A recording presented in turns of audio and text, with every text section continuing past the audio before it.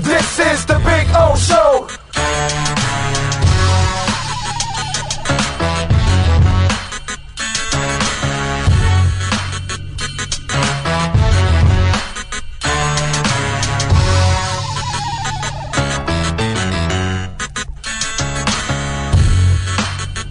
This is the Big O Show.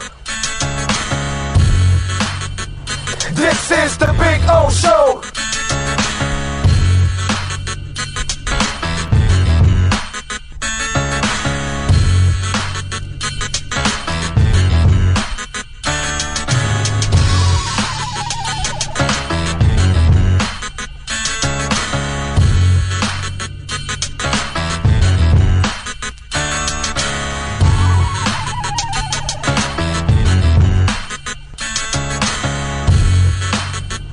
This is the Big O Show.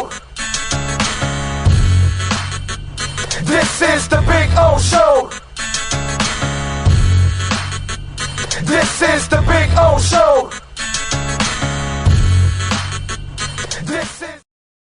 This is the Big O Show. Sports fans love a place with great food, cold drinks, and TVs everywhere. That's why sports fans love Sports Grill and their 7 amazing locations. Check out the Bird Road location at 11481 Southwest 40th Street in the back corner of the West Bird Shopping Center. Sports Grill is also now offering some great employment opportunities. All kinds of positions are now available from kitchen to hosting. Call for more information at 305-485-8845. From wraps to salads to amazingly delicious specialty dishes, Sports Grill is the home to the legendary special grilled wings. Since 1987, Sports Grill, good food, good drink, and good friends. It's the Big O Show. You're tuned in to the hottest sports radio. When you need your warehouse looking good while staying efficient, there's only one place to find the finest racks in the business. Pallet Rack City in Hialeah. 305-424-8547. That's 305-424-8547. Pallet Rack City is the company you need when you want your warehouse sporting the finest racks in the business. After all, who doesn't love a great rack? Pallet Rack City. 305-424-8547. That's 305-424-8547. Orlando, a.k.a. the Big O. He covers all the South Florida teams. For over 16 years, EJDConstruction.com has provided South Florida residents quality craftsmanship, accurate project management, and exceptional service. That's why EJDConstruction.com is an A-rated member of Angie's List and the Better Business Bureau. When you're looking for the right custom home builder for additions or home remodeling, please call my friend Eric at 305-433-4843. That's 305-433-4843 for EJDConstruction.com. Dolphins to the Heat, well, you know what I mean. Monday to Friday, Fly Pablo in the... There's no need to drive around South Florida wasting valuable time looking for a new or certified pre-owned Acura. Go to the #1 volume sales dealership in the Southeast United States. Craig Zinn's Acura of Pembroke Pines. Purchase with pace and space in a dealership tailored to your needs. From home buying to providing that personal touch. Contact the 2020 Satisfaction Award winner Craig Zinn's Acura of Pembroke Pines. 888-776-5123. That's 888-776-5123. Or visit them at 15601 Pines Boulevard in Pembroke Pines. Show on the radio, the top's where we gonna go, Miami, that's the way we roll. Folks, you can support the hardest working sports talk show in South Florida through Cash App or Venmo. Just search Cash Big O Show. Support us through Cash App or Venmo. Cash Big O Show. We thank you for your incredible support. On the morning show, Big O, no one has a similar show. Talk sports, talk plays, talk... If you're a Miami sports fan, then there's only one store to go to, and that's Caneswear at Miami Fanwear in Davie. They're your one-stop shop for all your inner Miami CF, Canes, Dolphins, Panthers, and Marlins merchandise. They have hats, t-shirts, game day jerseys, and so much more. Located at 2511 South University Drive in Davie, and open 24/7 online at caneswear.com or innermiamiwear.com. Call them at 954-835-5597. Caneswear, the spot where Inner Miami and all Miami sports fans shop. Live and direct, because nobody do it better than Big O in the set. From sunrise, listen live. When you're ready to purchase a new home or refinance the one you have, American Dream Lending will make sure your loan experience is easy with fast approvals and quick closings. With many loan programs and competitive rates, now is the time to turn your dreams into reality. Ask about special financing for veterans. They never charge an application fee, and you will work directly with one of their experienced loan professionals. Stop dreaming and contact American Dream Lending today. 786-802-1727 or online at adreamlending.com. Come aboard. Yes, sir. We're coming to you live from Sports Grill here in Miami Lakes. Appreciate all of you tuning in. I can already see the YouTube channel is alive and well. Appreciate all of you. And we will be out here for several hours. Remember, we're going to get you through kickoff. And then, of course, we'll be back for the post-game show. In the pregame, Greg Bedard is going to join us from the Boston Sports Journal to talk a little Patriots. And then, of course, we're also going to be joined by Alan Poupar. Alan, of course, will join us at 3:10 with our Sports Grill Miami Dolphins report. So we'll have some fun with Alan, and we'll talk about the Dolphins. We got a lot of things to talk about, a lot of stuff that I want to address because it's a lot of inaccurate stuff that I've seen out there. So I want to get into it. And then I love how things have been spun in a negative fashion, and and that's because the sensationalism is what sells. And that's usually why people do things like this. And so first of all, let's go with the news. Will Fuller out for the game with the one-game suspension. Everybody knows that. Preston Williams, Ian Rappaport reported a few hours ago that he's going to be out for this game with the foot. He's still recovering. But let me tell you something. This is actually a good thing and a bad thing. Obviously, it's bad because you don't have another talent on the field and another player. But it's good because I thought last year they rushed Preston Williams a little too much, and that may have caused this injury that he currently has because he was actually trying to compensate for the injury overall, and he probably wasn't 100%, just like Tua last year. You think Tua, after a surgery in late November, was healthy in September and October when it wasn't even a year removed from the hip surgery? Of course not. Yes, I got my wrap.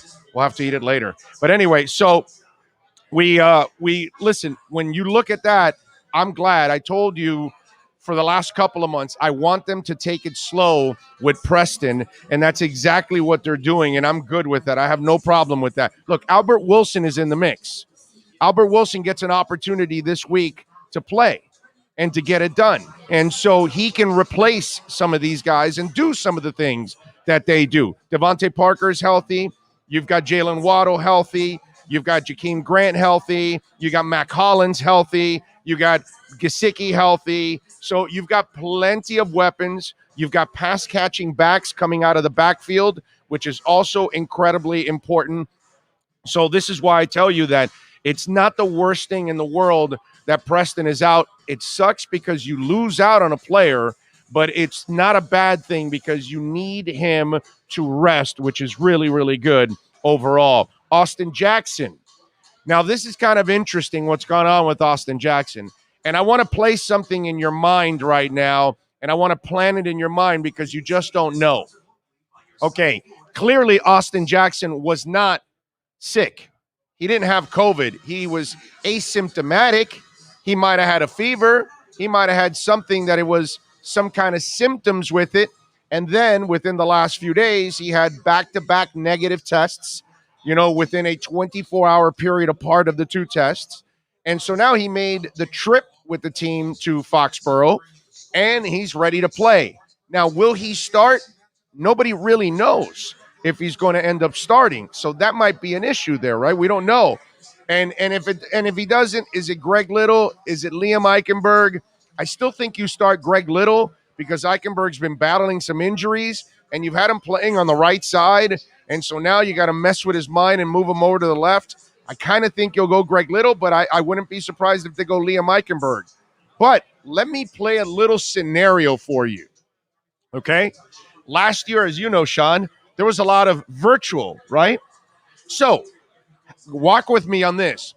If Austin Jackson was not sick, he was just asymptomatic, and he was away from the team. Don't you think he can condition on his own? Doesn't sound right? Oh, most definitely could. He could have run around, right? He could have been conditioning and staying in shape. And then he was here last year. He had all the virtual, preparation. So who's to say he wasn't already conditioning throughout the week, and they've been virtually preparing him with the installs and everything going on with the offense. So on the flip side, I also wouldn't be surprised if Austin Jackson can even start, because if he was able to condition during the week and he wasn't sick, and it doesn't look like he was sick, and see, that's the other thing. You vaccinate, you have a shot at coming back. You don't vaccinate, like Adam Shaheen, and you have a shot at obviously hurting your team and not getting back. And so Austin Jackson clearly was vaccinated. Remember, his sister had he had to give her bone marrow 2 years ago. So she obviously has maybe an immune deficiency issue or some kind of a I forgot what kind of disease she had, but obviously he probably vaccinated, because if he's got to go back home and be around his sister, he was probably vaccinated, which allowed him to return this week. And if he wasn't sick, which I don't think he was, so maybe he was conditioning all week, and that's why he's available. Now, they don't tell you he's going to start, because why are they going to tell you and Bill Belichick what they're going to do? Leave Belichick guessing what's going to happen. And at least the good thing is, folks, if he can at least come off the bench, that helps you if Greg Little struggles. That helps you if Greg Little gets injured. That helps you if Liam Eichenberg struggles. That helps you if Liam Eichenberg gets injured. So now you have more depth, too, on the line. And again, not that I'm hoping for it or anything, but something happens to Jesse Davis, Eichenberg is available. So now you've got Austin Jackson available to you if something happens to Greg Little. All of these things are incredibly important. So it's nice to know that Austin Jackson is back. The question is, will he start or not? And that'll be answered, I would imagine, at 4:25. We're going to find out what's going on there. We'll keep you updated with everything going on in the NFL right now. We'll get you the scoreboard in a couple of minutes. Sean Stanley will have the scoreboard for you out here. Remember, if you haven't decided where to go, and you're somewhere in Broward or in Dade, come on out here, man. A Sports Grill in Miami Lakes at 15462 Northwest 77 Court. It's on the west side of the 154th exit in the Palmetto, and we're inside that shopping center there where Publix and Outback and everything else is here. So come on out and join us, man. We'll be out here for the first 8 games of the season. The final 9 games, we're going to be in Bird Road at 114th and Bird Road. But for the first half of this season, which is not an even half, but the first 8, we'll be out here in Miami Lakes every single week, and we'll be carrying you throughout. Post-game, we'll have all the press conferences for you. We'll have Flores and the players as they come to the podium. We'll bring up the press conferences. You'll get to hear the press conferences, and then, of course, we will then react off of those press conferences. We'll take your comments there on the chat board, as I'm already seeing plenty of you already on the chat board. I see Steve Chapman there. I think it was our boy from California that was first, right? I think, right? Who was it? Who do you have there? Because I don't have it here. It's already, huh? Oh, Zaria Jaime from California too. So he was super early. I mean, I don't think Jaime slept last night. Wait a minute, I didn't hear you. 8:36 a.m. Wow, 8:36. That's 5:36 for him. Wow, He's ready to go. Game day. Jamie, love you, brother. Love you. Thank you. That's dedication. Steve Chapman, again, always here. Bromar, Herman, David Triana, Ramon, all of you out there, Franklin, Mike Dominguez, Drew Boo, Jimmy 10, man of 1,005 holds. Jeffrey Corner says, I'm so excited. No more talking or guessing. Let's see Tua unleash on the league. Eddie Lepp is in. Raging Dolphin Maniac. Ramon Casillas. Revo 13. Lisa Rose. All the way out in Rochester. Let's see what else we have here. Donald Bentley says Z Wilson, 6 receptions. 1884. What does that mean? And a pick. Oh, okay, Zach Wilson. Oh, you're talking about Zach Wilson. Yes. Yeah, well, he's a rookie, man. He's going to struggle. I mean, it's again, the spin masters, right? You're watching Zach Wilson struggle. Now you're going to see the youngster Mac Jones against the Dolphins. And look, I know Belichick obviously is going to want to run the heck out of the ball and set the kid up and try to protect him, correct? That's the obvious thing that's going to happen. So this is the part that I love about this.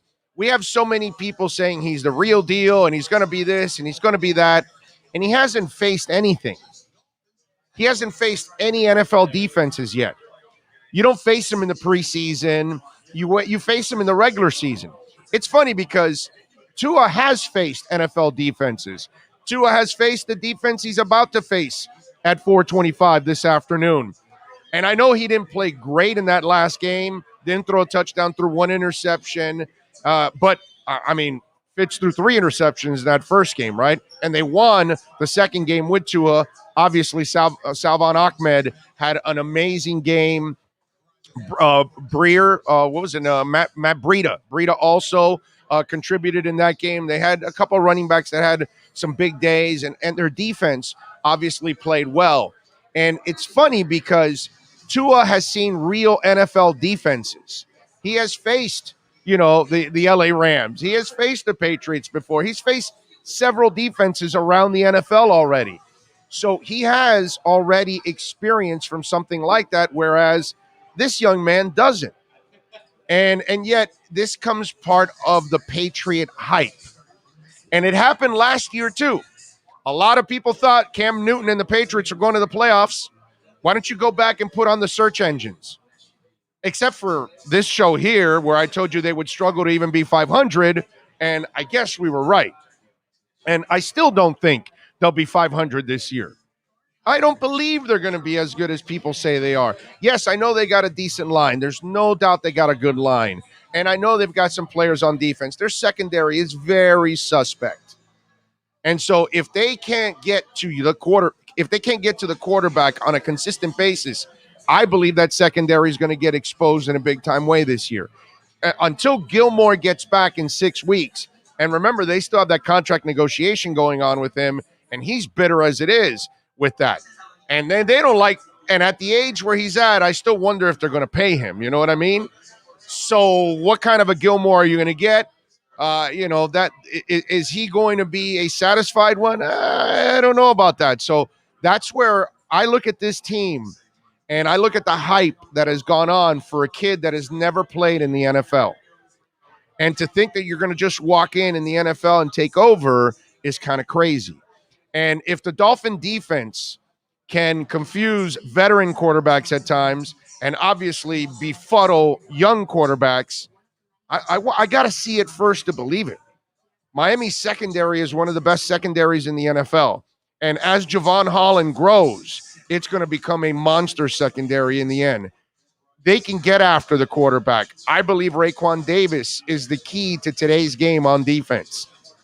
If that young man comes to play and is able to disrupt the way he can, the way he is blessed to, all of a sudden now, you start making the Patriots one-dimensional. And that's where you force Mac Jones to beat you.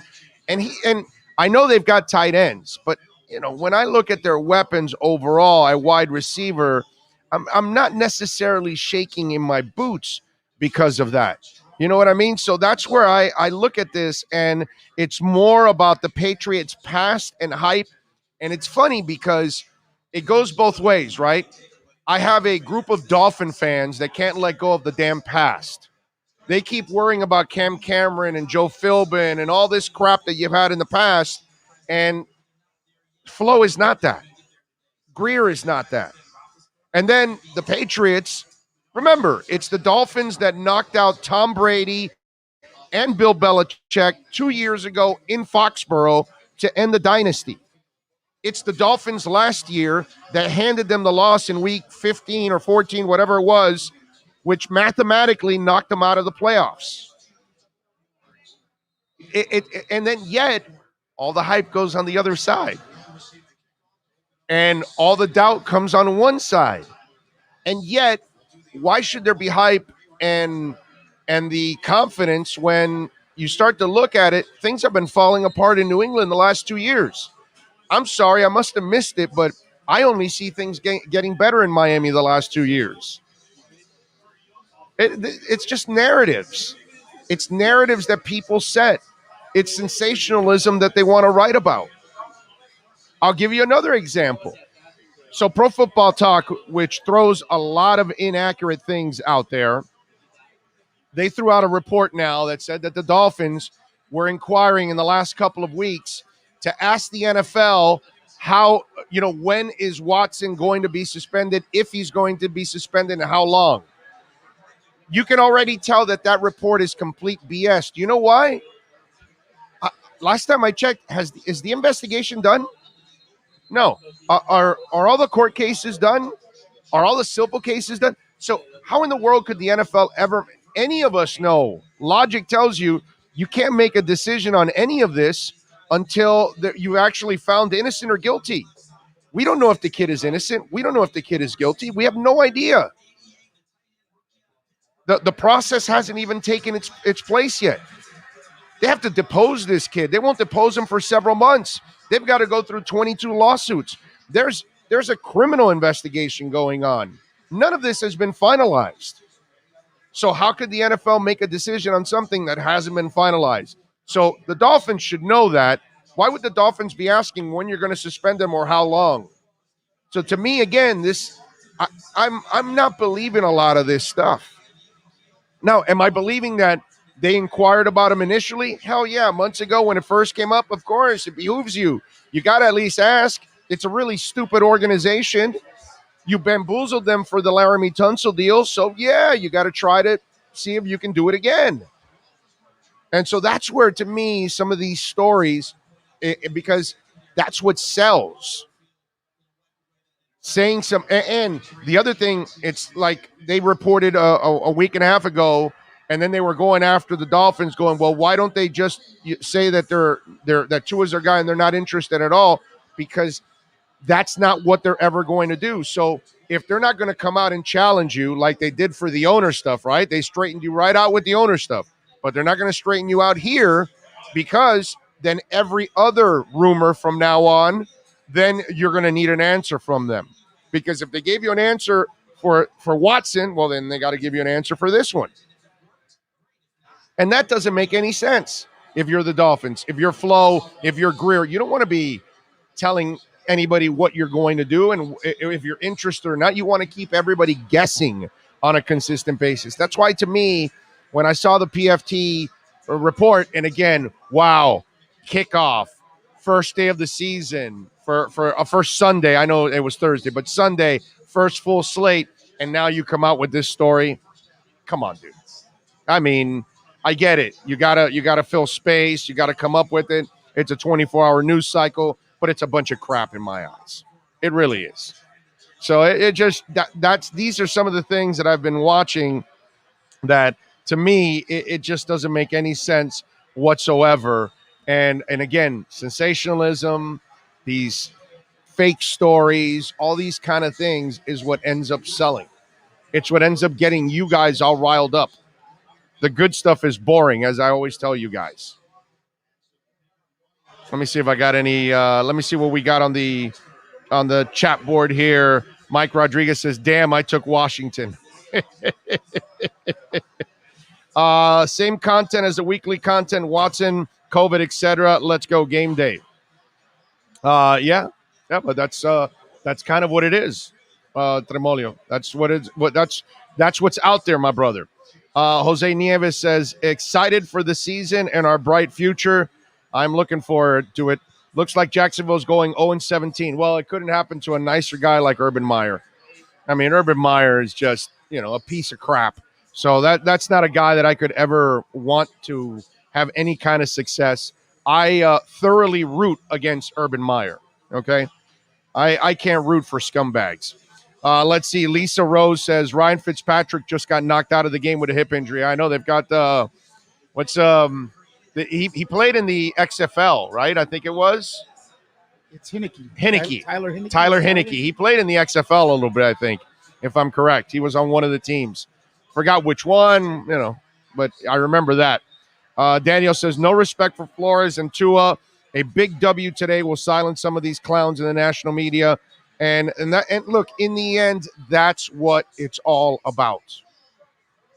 Tua will shut everybody up. And all he has to do is go out there and do his job. If he does his job, he's going to shut everybody up. And that's all that matters.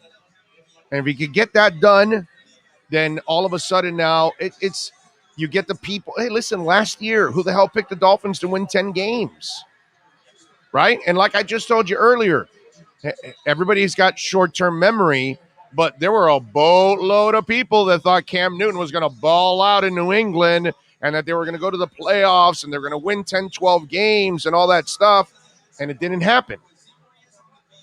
And that's why now it's again, you're living off the reputation. So it doesn't matter who you get at quarterback. Even if it was Brian Hoyer, they'd be talking it up like they have a chance because it's Belichick. And I get it, man, but Brady is the difference maker. And you haven't proven to me yet that with another quarterback, you're getting to the playoffs. You didn't even get to the playoffs with Matt Castle. And that team was great. You won 11 games, but you didn't get to the playoffs. You didn't get to the playoffs last year with Cam Newton. We'll see if you can get to the playoffs this year with a rookie in Mac Jones. But again, this is all part of the hype machine that's going on with the Patriots because that's what they've done in the past with the GOAT. Patriots will protect Jones by running the ball today. Simple as that. Should be a low-scoring game. Fins up. It could be. It could be if there's some turnovers. Maybe not.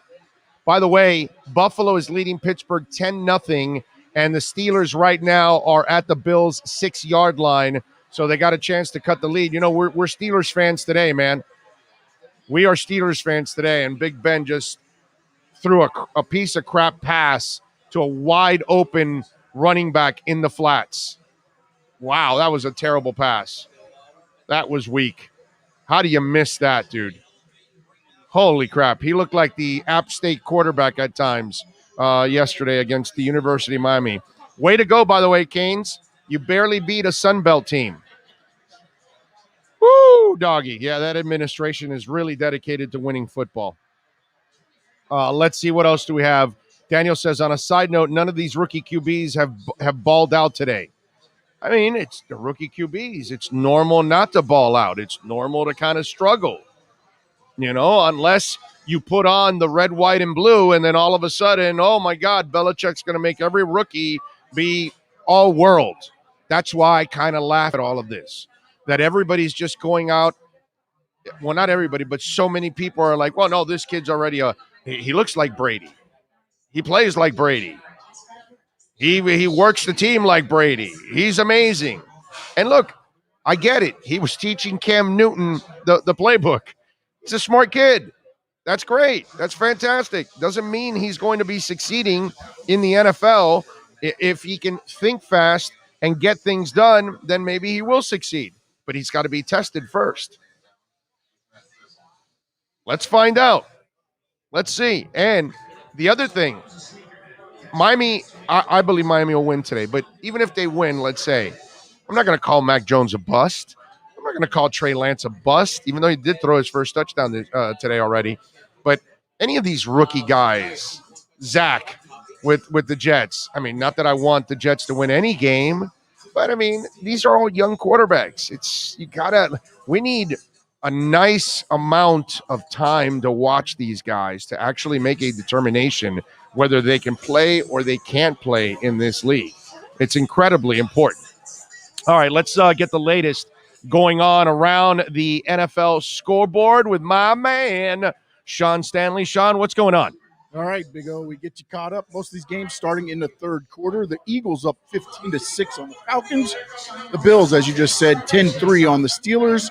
The Bengals, they double up the Vikings right now, 14-7. The 49ers all over Dan Campbell and the Lions. Hopefully he did a good speech at halftime, 31-10. The Cardinals, Tannehill at it again, 24-6 over the Titans. The Seahawks, they lead the Colts 21-10. The Washington football team just took the lead. It looks like 16-13 over the Chargers. The Panthers shutting out the Jets right now, 16-0. And the Texans up big on Urban Meyer. He's probably at half contemplating an illness now, 27-7. And at 4:25 today, of course, the Dolphins kick off with the Patriots, the Browns, and the Chiefs. The Packers, the Saints, the Broncos travel to New York, and the Giants. Your Sunday night football game, the Bears versus the Rams. Back over to you, Big O. Thank you, sir. So Urban Meyer, right, if that's the good thing about Urban Meyer, that if he does struggle in Jacksonville, he can always pull a Fred Sanford, right? Oh, it's the big one. It's the big one. I got to get out of here. So that's the beauty of Urban Meyer. I love that.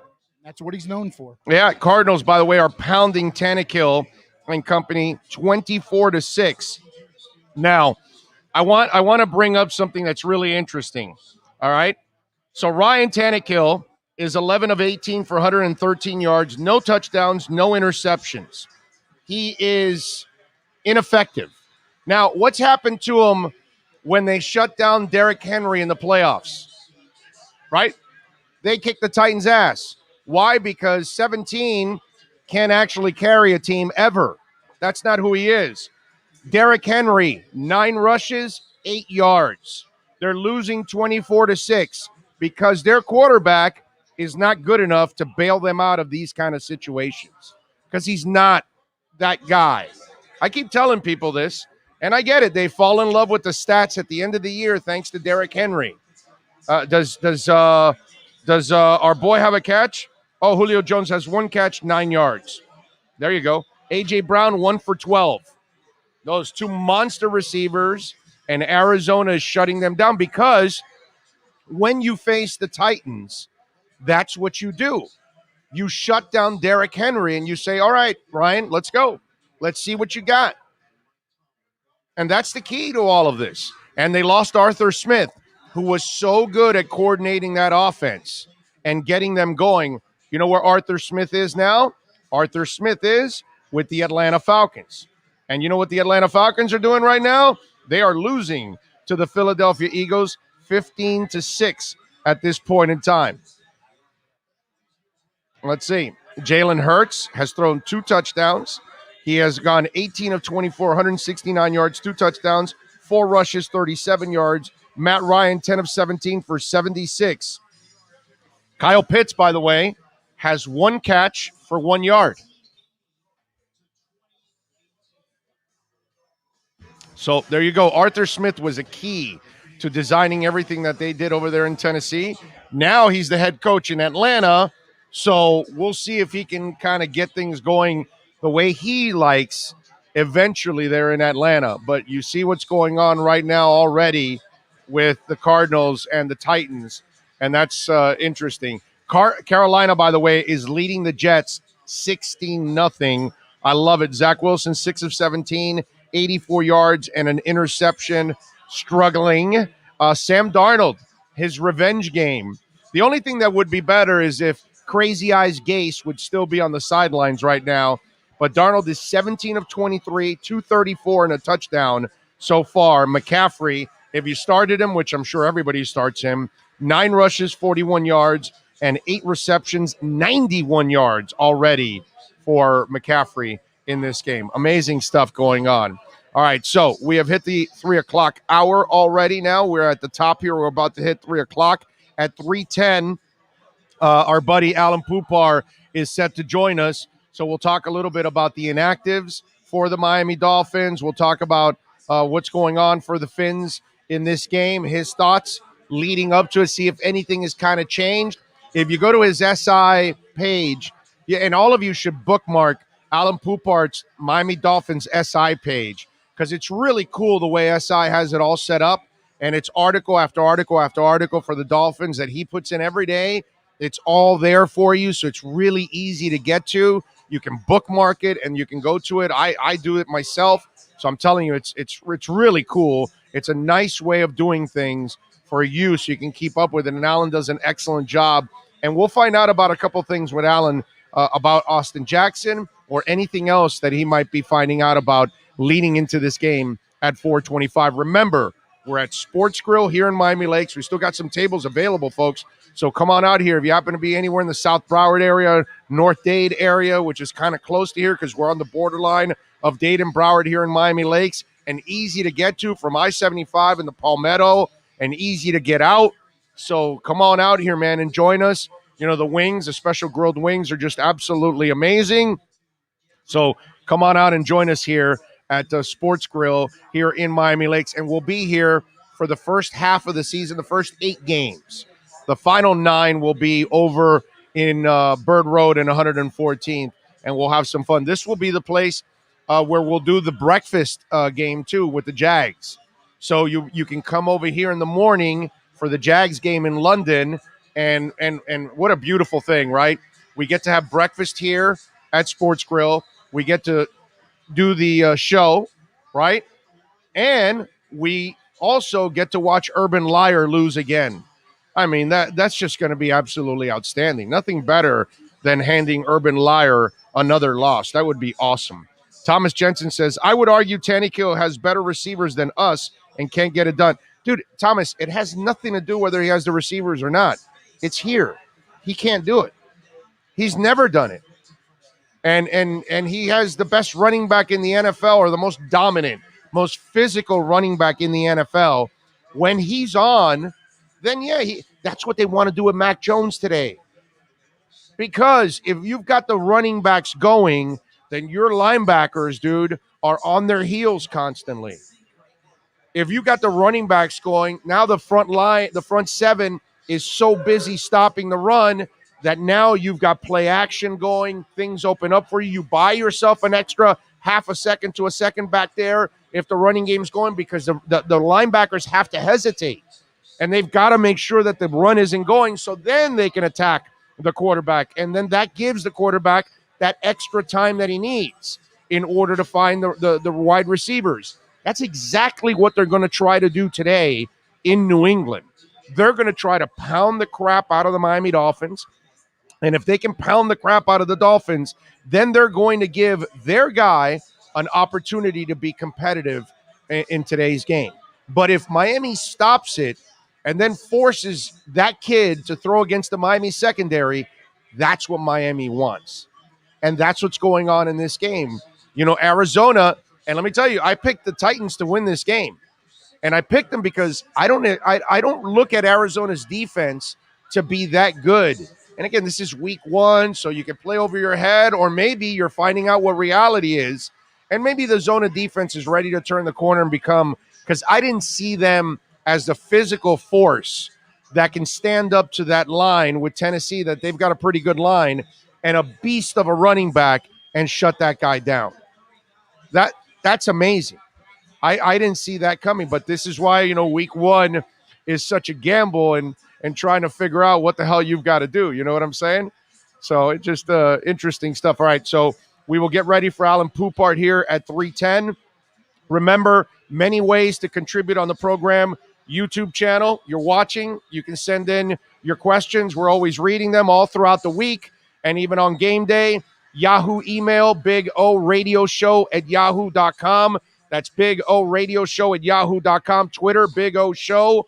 And, of course, you can always support the show through Cash App and Venmo at Cash Big O Show. That's Cash Big O Show through Cash App and Venmo. Always appreciate it. We'll be on Monday morning. We'll be rocking at 10 a.m. Hopefully, we'll be talking about a big-time victory. Bip Bop 66 says, think Patriots can score more than 17 points today? I say no. I hope not. I'm going to go with like a 24-16 win for the Dolphins. Something like that. I like the Dolphins to win in this one. I really do. I think the Dolphins are the better team right now. And I think they're going to prove it, and I think people are going to start to there'll be a little ounce of respect for them. Obviously, they've got to move on, and 4 or 5 weeks from now, 6 weeks from now, if they've won most of their games, I think people will now turn the corner. I don't know about next week against Buffalo. That's going to be an incredibly tough game. But today, I like the Dolphins, man. I really do. I really believe that they can get it done today. Big O, order me some wings and a burger. You got it, Franklin. We'll get you some special grilled wings, man. Nothing better than that. Those things are so delicious. Let's see. This story won't go away until Tua balls out and piles on the W's and the October deadline, or at least this season. It's up to Tua to make the Watson stuff go away. You're right, Irving. You're right. There's no arguments in that. I've talked about that myself. Tremolio says they just showed Jack Del Rio on the sidelines for the Redskins. He's looking like Bobby Bowden. James Arnold says, I do too. Pats will struggle to score. Urban is going to quit. Well, Urban always has that escape valve. My heart. He can always use that BS and sell it to people. Oh, it's my heart, my heart, my heart. And anybody that has that kind of an issue is not going to get right back into coaching a year later. Tennessee stacking the box, making Tannehill beat them. You mean Arizona stacking the box, making Tannehill beat them, and he can't. Runs into blitzes just like he always has. Same as it ever was. Same as it ever was. Same as it ever was. That's right. That's what it is. All right, let's take a quick break. Let's get a quick break here. When we come back, Alan Pupar is going to join us. We're going to talk a little Miami Dolphins with him. We will preview this game with our Sports Grill Miami Dolphins report with Alan Pupar from Sports Illustrated next. This is the Big O Show. Sports fans love a place with great food, cold drinks, and TVs everywhere. That's why sports fans love Sports Grill and their 7 amazing locations. Check out the Bird Road location at 11481 Southwest 40th Street in the back corner of the West Bird Shopping Center. Sports Grill is also now offering some great employment opportunities. All kinds of positions are now available from kitchen to hosting. Call for more information at 305-485-8845. From wraps to salads to amazingly delicious specialty dishes, Sports Grill is the home to the legendary special grilled wings. Since 1987, Sports Grill, good food, good drink, and good friends. It's the Big O Show. Judge, you tuned in to the hottest sports radio. When you need your warehouse looking good while staying efficient, there's only one place to find the finest racks in the business. Pallet Rack City in Hialeah. 305-424-8547. That's 305-424-8547. Pallet Rack City is the company you need when you want your warehouse sporting the finest racks in the business. After all, who doesn't love a great rack? Pallet Rack City. 305-424-8547. That's 305-424-8547. Orlando, a.k.a. the Big O. He covers all the South Florida teams. For over 16 years, EJDconstruction.com has provided South Florida residents quality craftsmanship, accurate project management, and exceptional service. That's why EJDconstruction.com is an A-rated member of Angie's List and the Better Business Bureau. When you're looking for the right custom home builder for additions or home remodeling, please call my friend Eric at 305-433-4843. That's 305-433-4843 for EJDconstruction.com. Dolphins to the heat, well, you know what I mean. Monday to Friday, Spotty Pablo in the...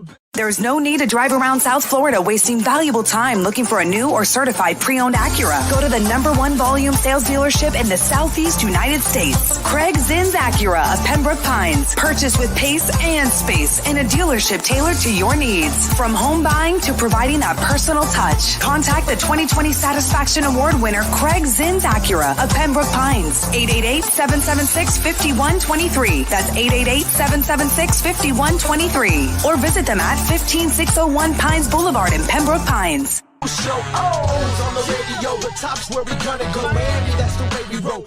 Folks, you can support the hardest working sports talk show in South Florida through Cash App or Venmo. Just search Cash Big O Show. Support us through Cash App or Venmo. Cash Big O Show. We thank you for your incredible support. On the morning show, we go.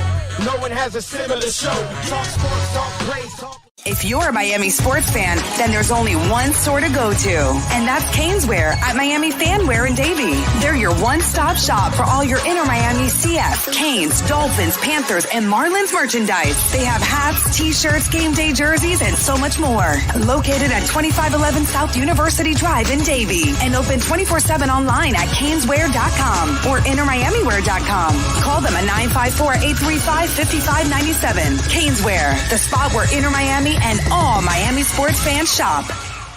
live and direct, because nobody do it better than Big O in the set. From sunrise, listen live. When you're ready to purchase a new home or refinance the one you have, American Dream Lending will make sure your loan experience is easy with fast approvals and quick closings. With many loan programs and competitive rates, now is the time to turn your dreams into reality. Ask about special financing for veterans. They never charge an application fee, and you will work directly with one of their experienced loan professionals. Stop dreaming and contact American Dream Lending today. 786-802-1727 or online at adreamlending.com. Let's get ready to talk Dolphins football. It's the Sports Grill Miami Dolphins Report with Sports Illustrated's Alan Poupart. With locations throughout South Florida. Check out our sponsored locations in Miami on Bird Road in 114th and in Miami Lakes in the Ryan Oaks Plaza. Here's Miami Dolphins insider Alan Poupart. Beautiful thing. It is time to talk to Alan Poupart, of course. Let's break it down as the Dolphins get ready for this game against the Patriots. There he is with his Montreal Expos hat. You don't have a Dolphins hat for today, just to appease? You know what? We got to get you a Sports Grill hat. There you go. I think that would be cool if we can get you a Sports Grill hat there. So first of all, your thoughts on the whole Austin Jackson thing. And I want to run this by you. Is there a chance that, obviously, he didn't have COVID because you don't recover that quickly from COVID. So if he was asymptomatic, maybe he wasn't sick. He did virtual all last year. Could they have given him all the installs virtually? And then on his own, he's conditioning. And so that's why he's ready to play today. I don't know about start, but could that have happened this week? Well, yeah, there's all sorts of possibilities, and that's one of them. You're right there. Speaking of COVID, you're right there, Big O. Dude, I scarfed down half a wrap in 4 minutes and some fries, so that's probably what it is. All right, go ahead. That would explain. Okay, sorry. To be honest, I'm sorry. Yes. No, that's quite all right. I just want to make sure you're okay. So yeah, I'll live. I was anything's possible, and there's no question that they probably fed him the game plan and all that, and he did like those quote unquote mental reps that they all do on his own. Even at that, though, I mean, can you recall a time when somebody didn't practice at all during the week and wound up playing during the game? I mean, that's pretty rare. Yeah, Brett Favre did it. Yeah. I'm not saying it hasn't happened. You're right. It's just rare, and of course, it's Brett Favre. So, like, what are you going to tell your quarterback? Correct. That's the one, and that was Mr. Tough Guy. You remember when he had that bad leg? He didn't practice that whole week and then played. Now, hey, we could go back to the Shula days. Reportedly, Keith Jackson didn't practice a lot either. I'm just saying. That's true. No, that's true. And the other thing, too, is what's better, Austin Jackson, who's like fully entrenched into the system, knows everything and all that, or let's say Liam Eichenberg, because we know it's not going to be Greg Little now because he's inactive. Right. So are we better off with Austin Jackson, who has the experience, who has been in this system, quote unquote, and has played with the guys, or Liam Eichenberg, who pretty much practiced at right tackle the entire training camp, or guard, even though he did play left tackle at Notre Dame. So it becomes one or the other. The other question is, I mean, how good do you feel? At this point, it wouldn't shock me if he were in the starting lineup. I think when you find out now that Greg Little is inactive, then that tells me this dude's ready to go. Because how do you not come in with as many tackles as possible, considering that Liam Eichenberg's been dealing with an injury, Greg Little is very green, and Austin Jackson's coming back from COVID. It's like Jesse Davis is the only guy that you can, count on, and he's still dealing with something that we know that he's not 100%. So if you're that confident you're putting Greg Little inactive, then that tells me Austin Jackson's starting then. And it also says he's full go. So, yeah, I think that's a logical conclusion to get out of all of this. Yeah, and no surprise everywhere else, right? Trill, Noah, Preston, in a way, while it's disappointing. Not a surprise, but guess what? I'm happy. You know why? I still think the injury from last year was overcompensating from the injury from the year before. I don't believe that kid was ever 100% last year. I thought they brought him back too soon, and I'm glad that they're taking it nice and easy with him. You're loaded at wide receiver. Allow this young man to get 100% because the talent that he has, the potential is there, man. So let's do it the right way, and I think that's what they're doing right now. They're doing it the right way, bringing him along slowly. Let him heal completely before you put him out there again on the field. No, and I'll give you another one. You know what's going to happen tomorrow or Tuesday, whenever they have to make the move, is Will Fuller comes off the suspended list, and do not be surprised one iota if Preston Williams winds up on IR, which sidelines him for 3 games. Okay, that makes a lot of sense, actually. No, correct. And Brian Flores said last week, in talking about his status, you can remember he was limited in practice the whole week, and he's basically saying he kind of admitted that he was still dealing with something and working his way back. So it tells you he's not ready. It's not like the Dolphins are have this major need at wide receiver right now. So it makes perfect sense. Fuller comes back, put Williams on IR. You buy yourself 3 weeks to get the guy completely ready, or as ready as possible. All right. Both teams are going to try to pressure these young quarterbacks. Both these teams, they want to stop the run, obviously, because you're going to set everything up off the run. Last year, Tua didn't even throw a touchdown, and they won because he had 2 running backs that were very effective in that game in their defense. New England, I would imagine the same thing. Miami wants to make sure that running game doesn't dominate because then you want to force that young quarterback to beat you, correct? Now, no question. Here's where I think the game changes a little bit in favor of Miami, and you can agree or disagree with me here. Mac is not a mobile guy, so they're not going to have nearly as many options. But Miami, they're going to have options, and I believe that in this game, they're going to move the launch point. I don't believe he's going to be in the pocket all the time. I think they're going to move him at times to keep them off balance. And that's something you probably can't do with Mac. Yeah, once in a while you can run a boot or a waggle, but with Tua, you can do a lot of that stuff. And I think you can keep those guys second guessing. Would you do that today in trying to keep New England off balance by moving Tua around in different plays? Oh, no question. And look, that's what they did a whole lot of last year. How many times did we see Tua fake the handoff and go off on a naked boot with the runner pass option? And he does that very well. He throws very well moving to his left. And it absolutely makes sense because the biggest question mark on this entire Dolphin team is the offensive line. And New England, while they don't have a stud defensive line pass rusher, I'm telling you that Matt Judon could be a problem for a lot of teams this year as a pass rusher. So he's somebody the Dolphins are going to account for. And one way to get him going or slowing him down is fake a couple of handoffs and get him going in the wrong direction. And roll Tua out. There's no question that that's going to be a big part of the game plan, I would expect. The other difference on the flip side, though, is while Mac Jones isn't nearly as mobile as Tua is, I think at this point, the New England offensive line is clearly ahead of that of the Dolphins and getting pressure on the QB. From that standpoint, if you look at matchup front 7 versus O-line, it might be more difficult for the Dolphins to get pressure than it would be for the Patriots. While the advantage is that Tua is more mobile than Mac Jones.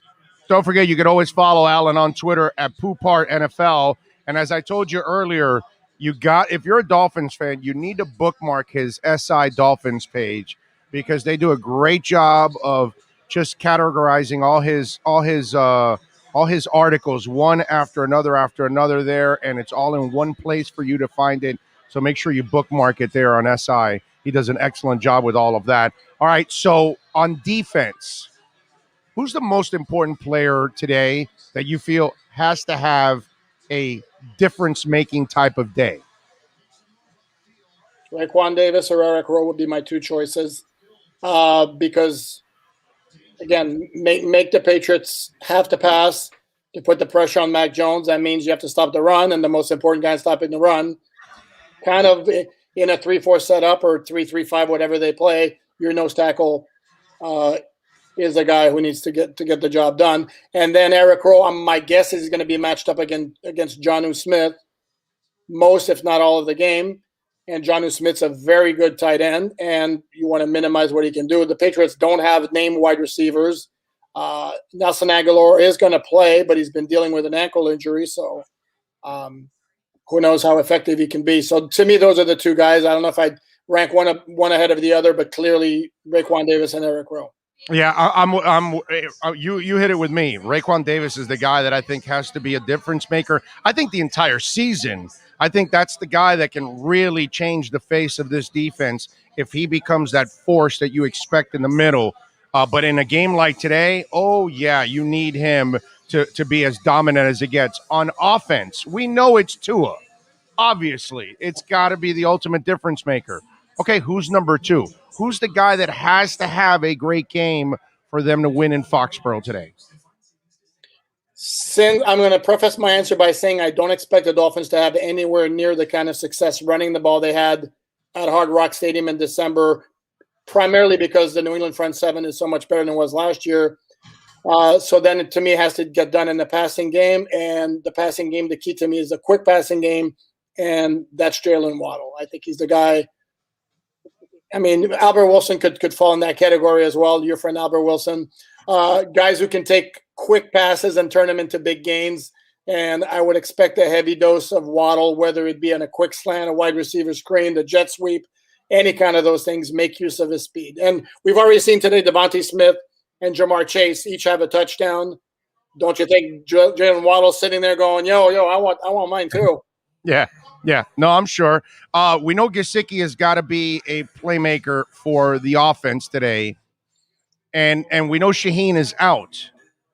Is there one of the other guys that you want to, because I know you've been big on Seathan, so I'm just wondering, Smythe, Seathan, who else, Long, talk to me. Is there another guy you think will get in play here today? Because I think they want to run a lot of two tight end sets at times here to make life easier for Tua, just like we'll see on the other side of the field with New England.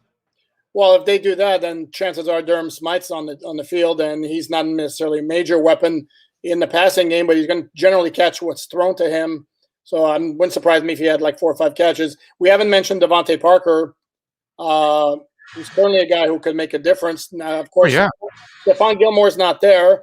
J.C. Jackson right now is the Patriots' best cornerback, but he's kind of on the short side, and Devontae Parker is kind of on the tall side. So there's clearly a matchup there. And the other starting cornerback, or I should say projected starting cornerback, was Jalen Mills. He's playing. Well, he's got an ankle injury. He was limited in practice like the first 2 days. So I think there's something there. Now, throwing to the wide receivers wasn't necessarily Tua's forte last year. Then maybe it changes in 2021, and it starts today by zoning in on Parker a little bit. And I think you hit it on the head, dude. I don't respect their secondary. I think Miami, that's their weakness. I think Miami is going to attack that secondary. I think now Tua is the different player than he was last year. He is comfortable with this offense. I think he's going to attack them. And knowing that you're not attacking Stephon Gilmore, I think your confidence goes up because you're not playing against all-pro corners. On the flip side, this guy's got to go up against X and got to go up against Jones. So he's going up against established corners. That's a whole different ballgame for Mac Jones. For Miami, I think it's almost like you got to loosen up the running game by attacking them on the perimeter almost. Instead of which I think will be the reverse for New England, they're going to attack them from inside to then try to go to the outside.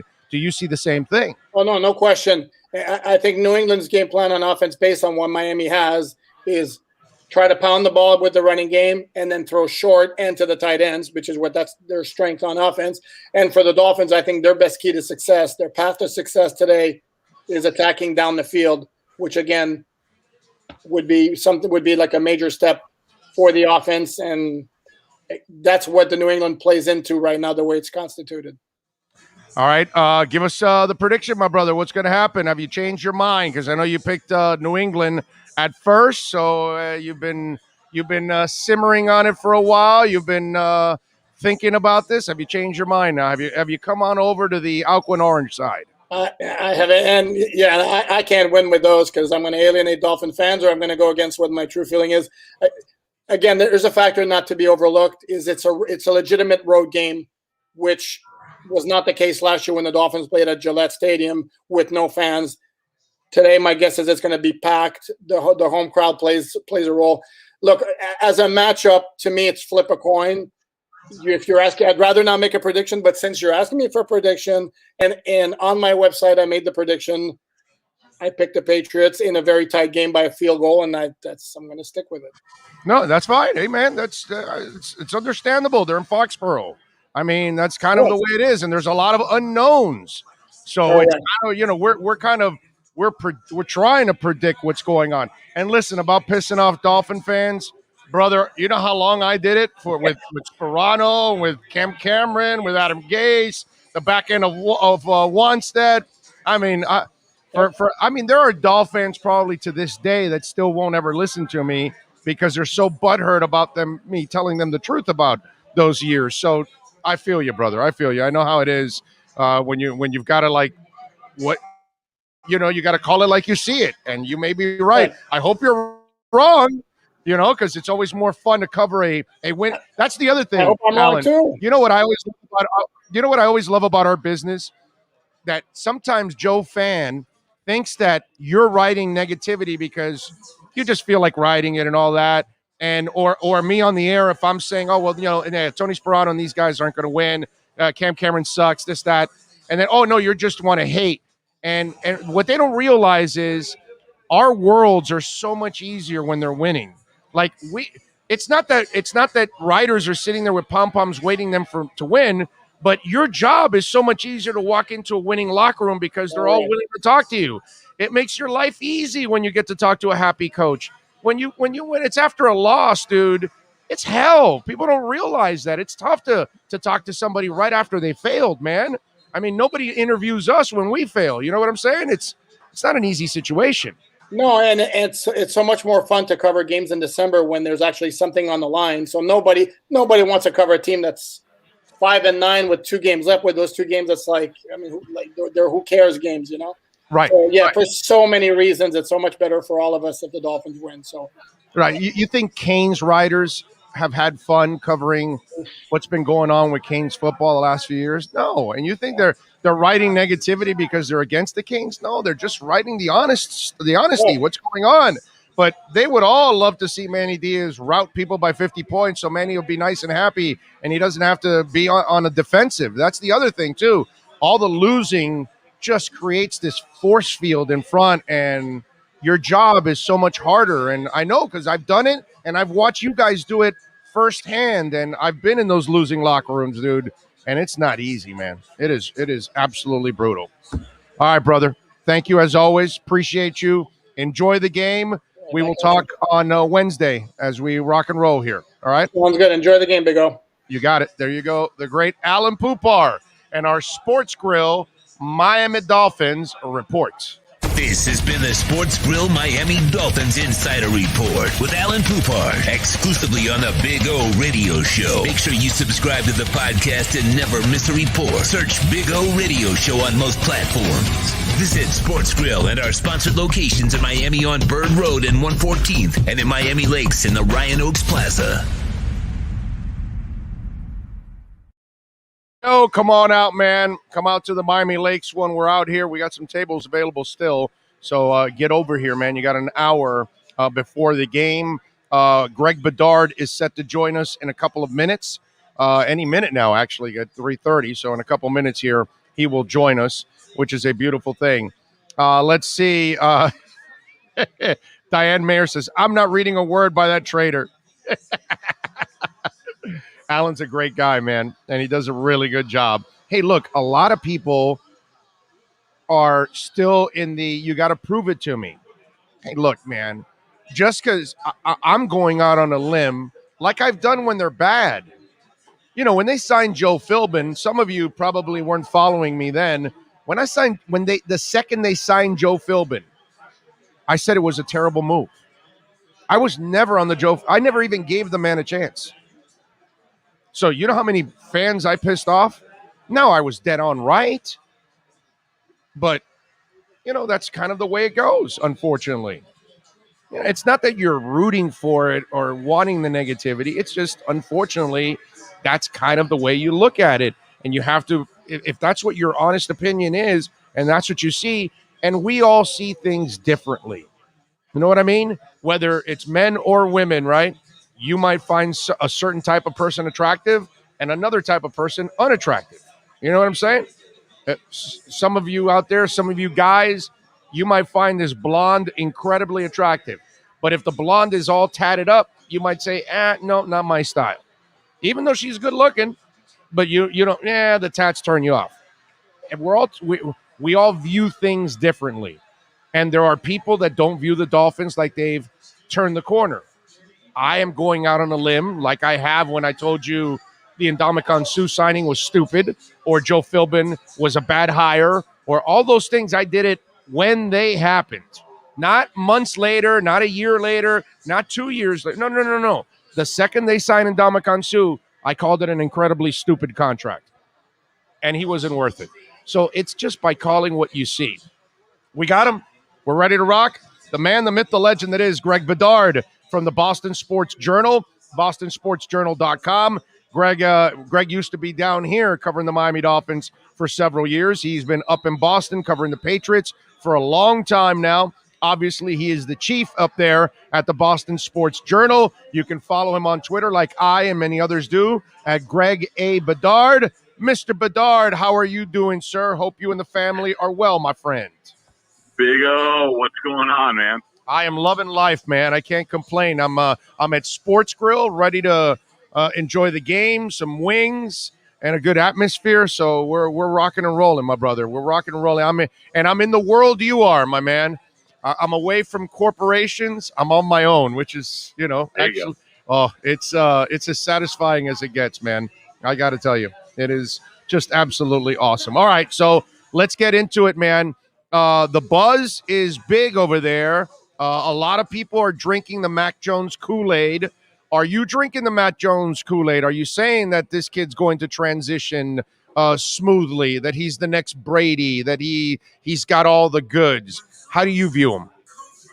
Well, I don't know if he's the next Brady, but yeah, I mean, I guess you could say I'm drinking the Mac Kool-Aid. I mean, pretty much along the way, a lot of day ones, first day of minicamp, I wrote, he's going to be, well, first of all, I was high on him before the draft. I said that the Mac Jones hype was real, that he would be my quarterback pick for the Patriots. And first minicamp practice, I said, after I saw him out there, I said he's going to arrive sooner rather than later. First camp practice, I told Chris Gasper at one point, I said, after this red zone drill, I said, that's it. He's winning this job. And so, yeah, I mean, I'm drinking the Mac Jones Kool-Aid. Is he going to be Tom Brady? No idea. I mean, I highly doubt it. But I think he can be pretty damn good. Oh, and you know me, and I've seen a lot of quarterback play from down there with, Fiedler and Feely and all those guys, Harrington, Culpepper to the Packers, Favre, Rodgers, Brady. I think Mac Jones is pretty damn good. And I think most times I would say this might not work for a while, but I think he has come in to a perfect situation for a rookie quarterback. And most rookie quarterbacks have to go to crappy offensive lines, crappy coaches, guys who don't know what they're doing. Mac basically is being put into a great situation behind the offensive line with the running game, with Josh McDaniels, with Bill Belichick, with a really good defense. He should have it. He and they should have a successful season. I will say this, the part that I was impressed when I'm reading the story, that he was actually teaching Cam the playbook. And in a way, that's kind of embarrassing for Cam. But on the flip side, that's actually impressive for the young man that his mind is at that level right now. And that's a tribute also to Saban and his system and what they're teaching there in Alabama to give him that kind of foundation. No question. I mean, look, I didn't really believe the whole teaching the playbook thing. And Cam actually fought against it the other day, but in his video. But look, it's not a shock because, Mac Jones played for a demanding high school coach. He played for Nick Saban for 5 years. He was there.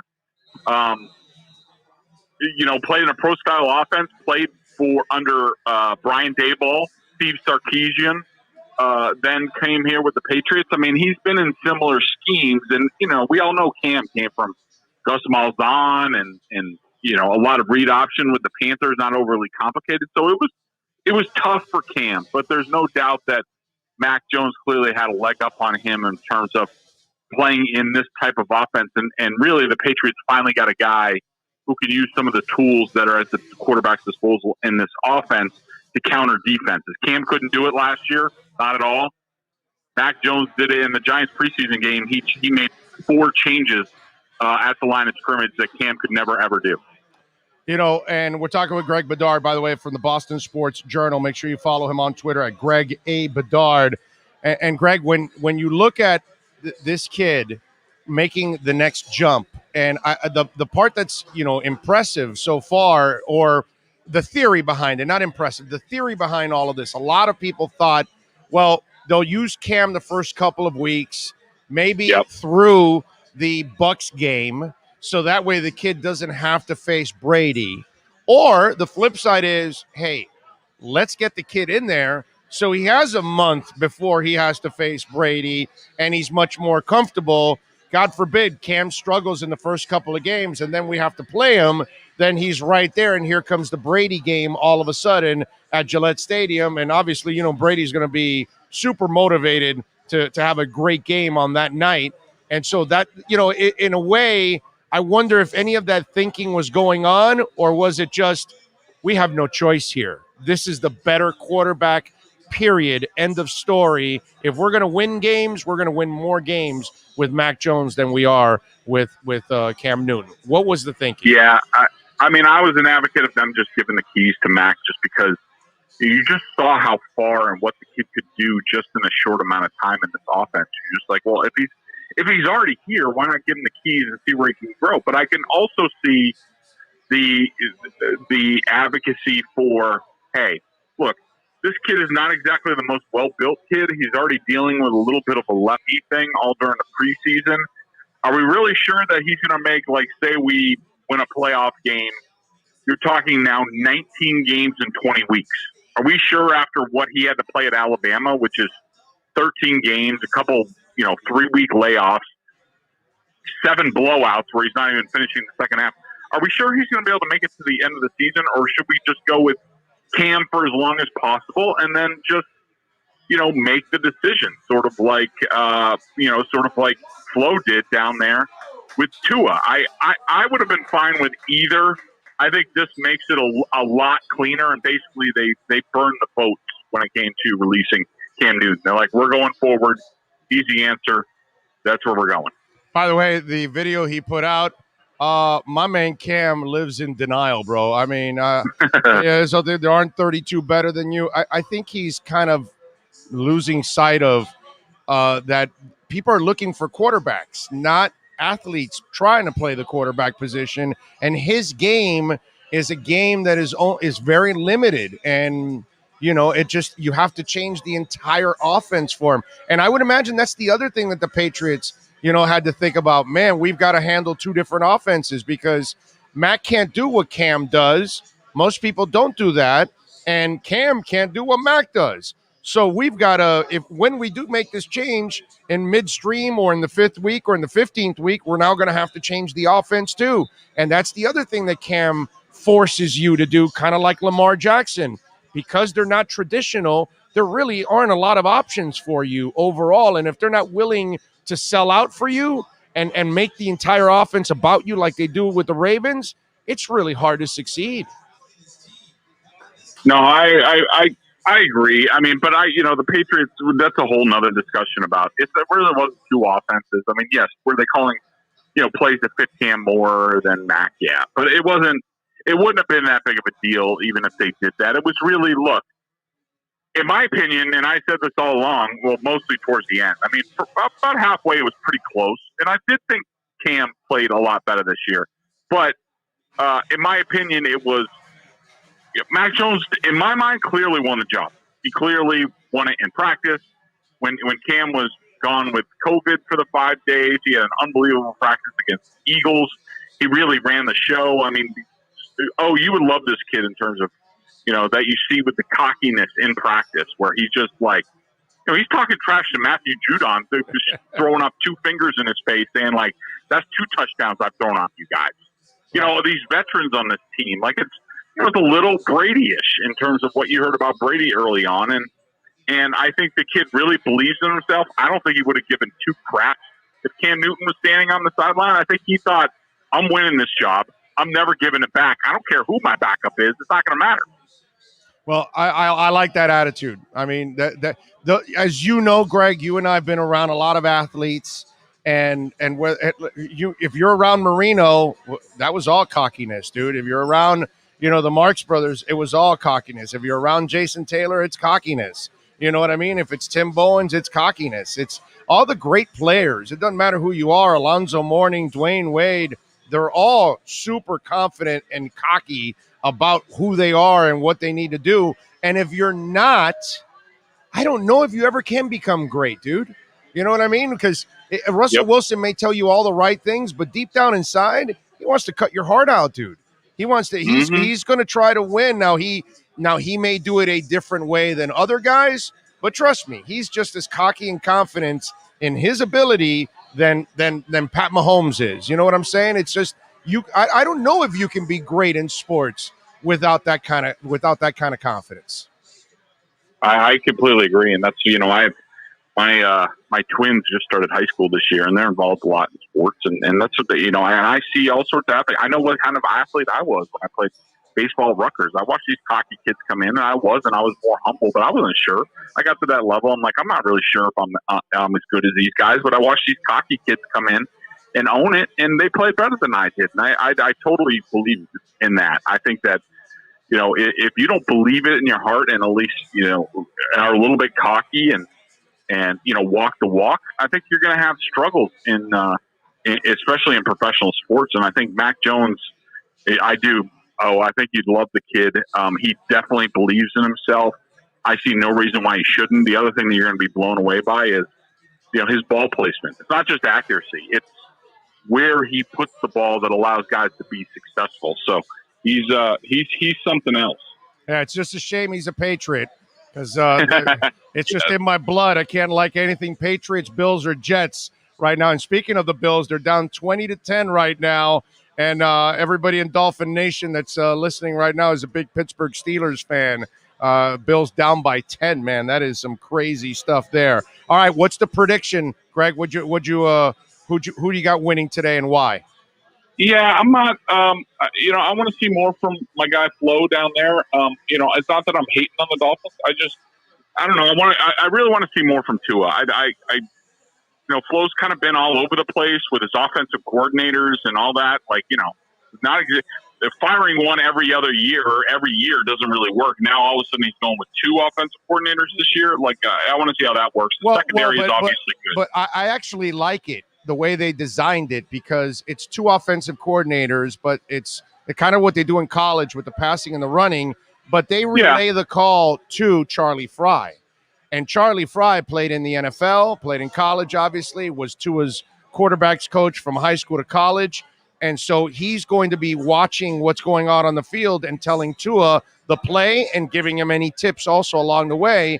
So I like it because it's funneled to a quarterback, and then a quarterback is talking to another quarterback. And I think it's actually well thought out by Flores. Instead of having two guys talking amongst each other, then relaying it to him, he doesn't hear those guys. He only hears from Charlie Fry. I like that. I think it makes a lot of sense if you're going to do it that way. I want to see it in actuality. I get it. And, and Flores has burned a lot of bridges. There's going to be a lot of guys on the other sideline that have a lot of angst towards Flores and the Dolphins about what happened the past couple of years, about promises made and promises unkept. I'm a big Brian Flores fan. I do not like the lack of consistency that he's shown in anything that he's done down there. I think that... Well, that's not a lack of consistency, Greg. He's not happy with it. He gets rid of you. I don't have a problem with that. If he's not happy with an offensive coordinator, go get another one. The last thing I want you to do is what's been going on here for 20 years. Keep Sperano along too long. Keep Parcells around too long. How about you make a good hire? How long have you wanted to be a head coach? But he keeps going between schemes? Greg, no, Greg, it's not good. Greg, how many rookie coaches hire an entire staff and keep them at one shot? They all make changes, my brother, because they're rookie coaches. Rookie coaches don't have access, and especially a guy like him that's been stuck somewhere for 16 years.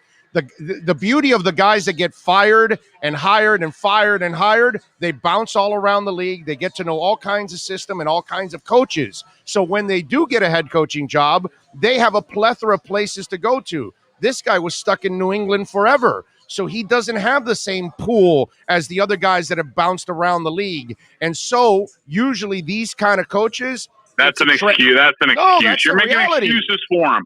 He could have. He's not stuck in New England. He's at the Senior Bowl. He's other places. Come on, Big O.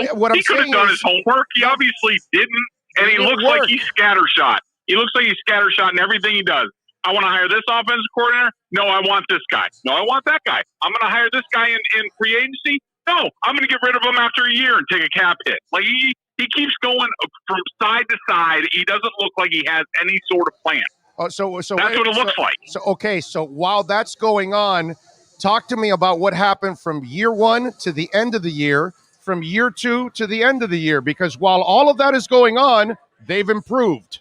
They were a better team in the second half of the season. In the first year, where he had all young guys and no talent practically, his best player was out in X, and he went 5-4 on the back end after going 0-7. So if you don't lose your team after 0-7, you must be a hell of a coach. And then the next year, he also goes 10-6 now that nobody picked him to win 10 games. He's gone 2-2 against Belichick. He knocked Belichick. All right, can we go? Look, can we move this on? I'm not debating the Brian Flores era here. I have things to do. Let's go. Jesus. So when I make good points, it's no good. Okay, I got you. No. I mean, like, what are we doing here? Like, you want to know about this game? I got the Patriots 27-17. I know, my brother, but you told me that he's going sideways, and from day one to now, this is a fact. That's a fact. He can't make a decision. He goes from different scheme to different scheme. You know what that looks like? He doesn't know what he's doing, and he's going to fail. Because you know what kind of head coaches fail? Defensive guys who change their offensive system and playbook with rookie quarterbacks every freaking year. Those are the guys that lose. That's exactly what he's doing. He's doing the loser coach playbook to a T. He's 15. That's a fact. He's 15-10 since the 0-7 start, my brother. Wonderful. He's improved from day one till now. Wonderful. And one of them had to do with Cam Newton, and the Patriots completely sucked last year.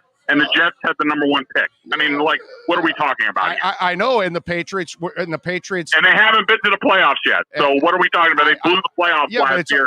How are they doing that season finale with Tua? It's only 2 years in, bro, in a complete rebuild. Come on, dude. Oh, Jesus. It's been great. Boy, you are just.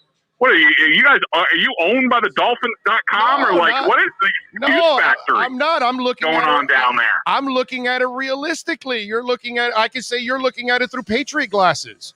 That's the same thing. You know what? That ain't true. I'm just telling you from afar, and I'm a Flores fan. I'm a Flores fan, but like, dude's got to get his stuff together. I mean, I'm just talking about. Trust me, the guys in the locker room that played down there. Van Noy, all those guys, they all think he's a complete joke. I'm just letting you know. Okay, all right, but the results don't say that. I mean, they win. We'll see. Winning. No more excuses, man. He got to do it. He got his, 8th offensive coordinator now. Let's see if he's got Tua back for a second season. Well, he shoved a bunch of people out the door. No excuses for them not to make the playoffs this year. Correct? Exactly, and that's what I was going to say. I'll have you back on towards the end of the season when they're in the playoffs, and we'll talk about it. Okay. All right. Yep. Wonderful. Have me on when they don't make it, too. And when if they don't make it, cigars on me. If they do make it, cigars on you. All right. All right? All right? Yep. Much love, my brother. I appreciate you. Hey, you too, buddy. Take it easy. Okay, see you. There you go. The great Greg Bedard. That's it. He's off the bandwagon. He's definitely hating. He's hating all the way. See, but that's the beauty of sports. See how he views it? He views it like Flo is waffling, like Flo doesn't know what he's doing, yet all they've done is gotten better every year. That's all they do. They get better every year. And at the end of the year, when this team is in the playoffs, make sure we can that interview, bro. We put it up on video and audio and all that. That's a video we're going to go back to. We're going to get some of those sound bites from that one towards the end of the year when we bring on Greg Bedard. And this, I'm loving this because you know what I'm going to do? I'm going to stack this along the way. So when we get to the end of the season, we will have a hit list that we can go back to, and I could go to Greg and say, well, now are you buying it? Because, see, if you're just listening to Kyle Van Noy, you're just listening to a bitter dude. And meanwhile, by the way, Belichick has made a living of getting rid of people. You know what I mean? But I wasn't going to start getting into that now because that's what he's done. Sometimes that's how this business is. You've got to be tough. You've got to make some moves at times. And you don't stand pat with something that's not working. The Dolphins used to do that all the time. They'd keep things around that aren't working. And then what was the end result? You were out of the playoffs. You weren't even 500 sometimes. You were whatever. Disaster. I loved it. That was great. Big O, what's that guy's Twitter so we can troll the hell out of him? Greg A. Bedard. Greg A. Bedard. Here, I'll put it on the chat board for you guys, just in case. Oh, here we go. By the way, folks, don't forget to hit that to smash the hell out of that like button. Okay. There you go. I got you guys there. No, not Bernard. Bedard. It's there. I already wrote it on the chat. B-E-D-A-R-D. Bedard. Greg Bedard, but it's Greg A. Bedard. You have to put the A in the middle. That's his middle initial, obviously. So there you go. You guys can have some fun. Diane Mayer goes, don't sweat it, Big O. We got your back. And I love all of you out there for having my back the way you do. And listen, Greg's a friend of mine. He's good. But that's sports, man. Sports, we're going to have a difference of opinion. We're going to look at it completely different. He's in New England. He's walking in the locker rooms. Well, maybe he's not. But he's doing. But Kyle Van Noy, as you know, is a very sour dude, as it was. When he was here, he was a sour dude. And then obviously when he got cut, he got all pissed. But it's funny when you hear somebody say, whoa, he doesn't know what he's doing. They're going sideways. And yet that's not what the results say, right? It's convenient to say they're going sideways. And yet when they were 0-7, they went 5-4 and knocked the Patriots out of the bye week into the wild card. And then last year, their game, and then he goes, oh, well, the Patriots suck. Well, that's not our problem. The Patriots had to play the Dolphins the first year when the Dolphins had no talent whatsoever under Flo. When they cut everybody and they had a whole bunch of young guys, everybody had an advantage over the Dolphins. You know what I mean? So whether the Patriots sucked or not, that's their problem, not ours. You got to play the Dolphins when they had no talent with Flo 2 years ago, and that no-talent team knocked your ass out of the bye week and into the wild card run and ended the Patriot dynasty. And then last year, the 10-6 team eliminated you from the playoffs. So, I mean, you can create whatever narrative you want, but all I'm seeing is a team that's improving. Now, maybe I'm drinking the Kool-Aid. Maybe Greg's right. Maybe I'm just being a homer here. Maybe I'm wrong. I don't think so, but we'll find out, right? That's why you got to play the games. And by the way, it's beautiful to watch Pittsburgh leading Buffalo right now, 20-13. There's 3:01 left, I believe, in the fourth quarter, if I'm seeing it correctly from here. Oh, there it is. It's even closer. Yes. 3:01 left in the fourth quarter, and Pitt has the ball. So they just are trying to run the clock out here, and they're already in Buffalo territory. So they're set for another field goal. Now they're up 20-13. So they're up by 7. A field goal here will end this game and hand Buffalo a loss. Now, Miami does play Buffalo next week, right? Isn't it? Or is it the week after? Can you look at it for me there? I think they play them so they're not going to have a happy Buffalo team if they play them next week. You know what I mean? What are you going to do? Watch out for Kyler Murray. He's completely balling out today. I know it's only one game, but I have a feeling he's going to be really, really good. I like the kid. I was worried more about his size and taking a beating. It's next week, Buffalo, right? Yeah, dude. No, so you're going to get an angry Buffalo team, but hey, man, what are you going to do? I'm frozen. It looks like I'm frozen there. Is that it? All right. Yep, I'm frozen. I'm frozen. Frozen. Now, again, we got all of this going on. I love how people that's the beauty of sports, man. And we're going to be able to look at it completely different. All right, what else do we have here? Here's the other thing that I wanted to talk a little bit about. And when you look at the two coaches, okay? And let me make sure. Are you guys able to hear me at least? If you're not watching on YouTube, give me something on the chat board there. If you're able to listen to me at least, because Herman says you're frozen, Big O, ice cold. So yeah, I think we got to reconnect here. And how's that? Huh? Okay. All right. So we can hear you. Okay, good. So one of the things that I also, again, narrative, right? This is all narratives. And you spin it like stats however you want. Now, a lot of people have been worried, well, they got Malcolm Perry. Oh, is Malcolm Perry going to tell them something, right? And they've got, Kyle Van Noy. He was here for a year. Is he going to tell them? They got Davin Godchow. Is he going to tell them? Brandon Bolden, is he going to tell them something, right? Those kind of things. And Miami also has several Patriots on the team too, right? But here's the difference. Each team has 4 or 5 players from each of their own teams, their opposing teams. This is the part that everybody overlooks. Do you know Brian Flores was with Bill Belichick for 16 years? So Brian Flores was scouting for Belichick, was coaching for Belichick, was coordinating for Belichick, was succeeding with Belichick. So let me ask you something. Do you think any player that's been with Belichick for a year or 2 or 3, and then here in Miami, or a player that was here for Flores really for a year and goes there, and the team is not even done yet because you're still designing everything and developing everything, do you think those players are going to know more than Flores? Right? Because that's the funny part to me. That's the part I trip out on. Everybody's worried about a player, this, that. And Flores was with this guy for 16 years. He knows how he scouts.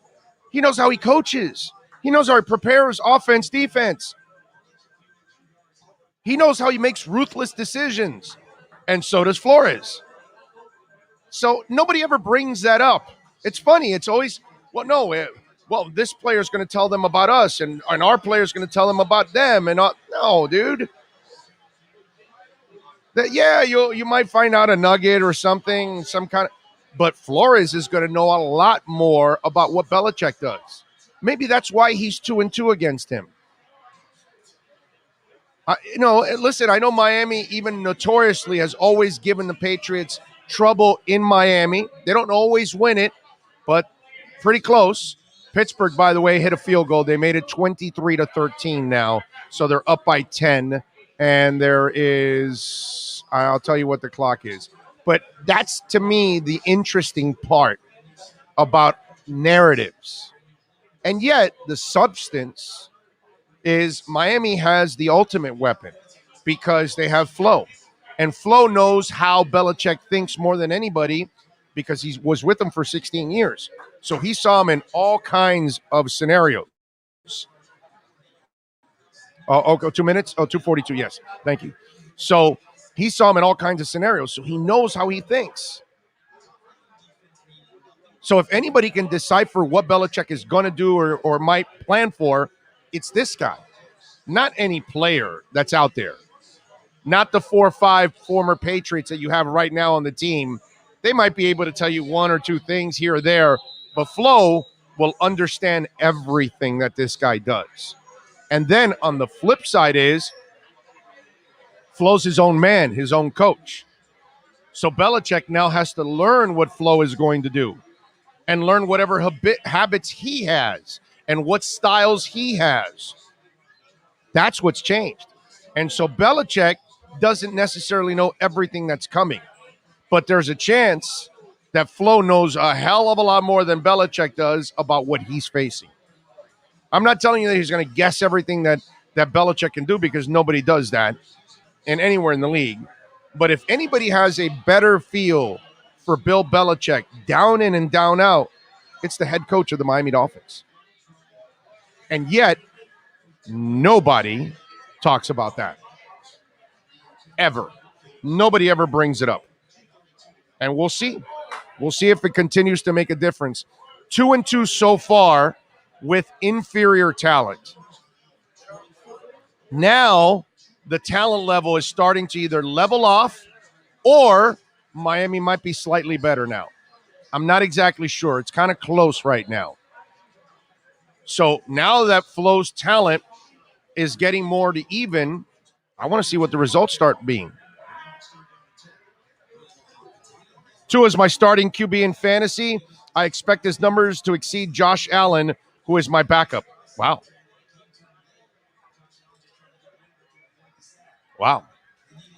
Let's see, what else do we have? Why don't we do this? Why don't we take a trip around the NFL with Sean Stanley? Because Sean is following up everything going on in the NFL. Remember, YouTube will read out some of your questions and comments now.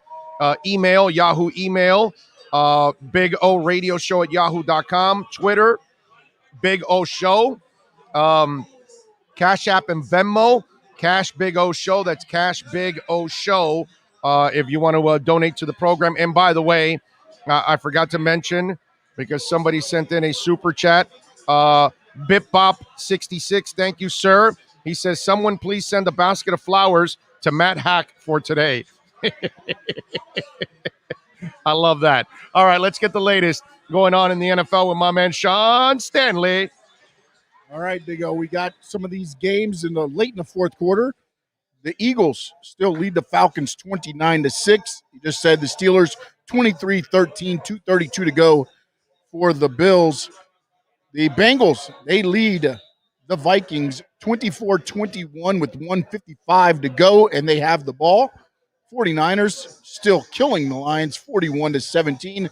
They're at the 2-minute warning. The Cardinals all over the Titans 38-13, about 8:40 to go in the fourth there.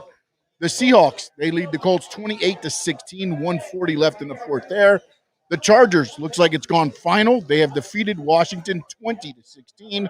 The Jets, 4:23 to go in the fourth. They have the ball, and they trail the Panthers 19-8. And the Texans, they lead the Jaguars 37-14, 10:25 to go in the fourth there. The Jaguars have the ball. And, of course, your 4:25 games, the Browns taking on the Chiefs. Your Miami Dolphins taking on the Patriots. The Packers visit the Saints. The Broncos, they travel to New York to take on the Giants. And later tonight, the Bears, they're in Los Angeles taking on the Rams. Back to you, Big O. All right, and listen, in that game where Arizona's leading Tennessee 38-13, Ryan Tannehill is 21 of 35 for 212 yards, a touchdown and an interception. He has 2 rushes for 17 yards and a touchdown. Derrick Henry, 17 for 58 in this game, and they're losing 38-13. Kyler Murray has 4 touchdowns and 1 interception. He's 20 of 31 for 280 yards. Also has a touchdown on the ground, 4 of 19 on the ground for him. Chase Edmonds is their leading rusher, 11 for 61, so very productive. D-Hop, if you started him, you got 2 touchdowns. If you started Christian Kirk, you're a badass. He's got 2 touchdowns also in this game. The Eagles and the Falcons, Eagles are pounding the crap out of the Falcons, 29-6. Jalen Hurts has 3 touchdowns through the air, 27 of 35, 264 and 3 touchdowns, and 7 rushes on the ground for 62 yards in this one. Devonta Smith, 6 for 71 and 1 touchdown in the game. Calvin Ridley, only 51 yards receiving. Let's see, what else do we have? The other game, Jets and Panthers. Zach Wilson, a touchdown and interception, only 198 yards and 17 of 34, so he's struggling a little bit. Sam Darnold, his revenge game, 24 of 35 for a touchdown in that one. And the 49ers and Detroit, listen, if you follow my show, you know I don't believe a damn bit of Dan Campbell. I think Dan Campbell is a freaking clown show. All this rah-rah BS and Oklahoma drill and tough guy, and I drink 8 tons of coffee every morning, and None of that matters, dude. All that crap gets old. And we're going to be biting knees and biting this, and we're going to be... All that is old crap, dude. In the end, if you can't coach, if you can't outsmart people, if you can't prepare your players, it doesn't matter. San Fran blowing out Detroit 41-23 in this one. Jared Goff with 2 touchdowns and an interception, 31-45. And Jimmy Garoppolo, 303 yards in this game, 16 of 24, 1 touchdown and no interceptions. Trey Lance, 1 of 1 for 5 yards and a touchdown. So the one thing he did, he was able to throw a touchdown. Elijah Mitchell, do you have him as a running back? Because he just rushed for 17 times for 102 yards and a touchdown. So Elijah Mitchell becoming an option in fantasy football. That is awesome. So there you go. That's some of the stuff going off of the scoreboard that Sean was talking about. I want to talk about some of the games that maybe there are storylines involved in all of that. And of course, we would be remiss if we didn't mention that we are enjoying Urban Meyer, who is losing to the Texans 37-14. There you go. Crazy stuff. Rosendo says it would be asking too much, but it would be nice if you had the game on a small screen. What game? The Dolphins game? Is that what you're talking? I'm not going to have the Dolphins game on here. I can't rebroadcast the game, my man.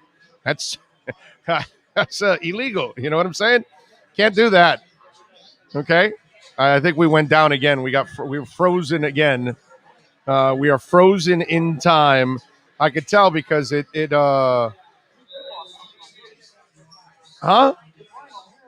It's fine there. Okay. All right. Well, then maybe it's just, I see. It's the feed is fine. It's just a wireless here. That's probably what it is. Okay. I got you. No, you're right. You're right. That makes sense. That definitely makes sense. Let's see. What else do we have here? Rosendo, watch Tua have more points than Mahomes this week. Shaking my head. I just hope so. That would be nice.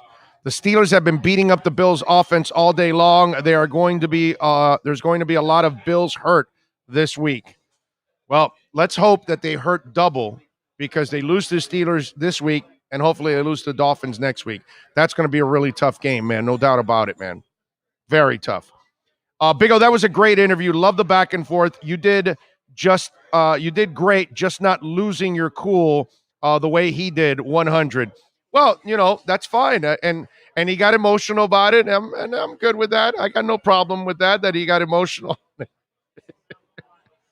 I just love how, some people look at it and compared to others.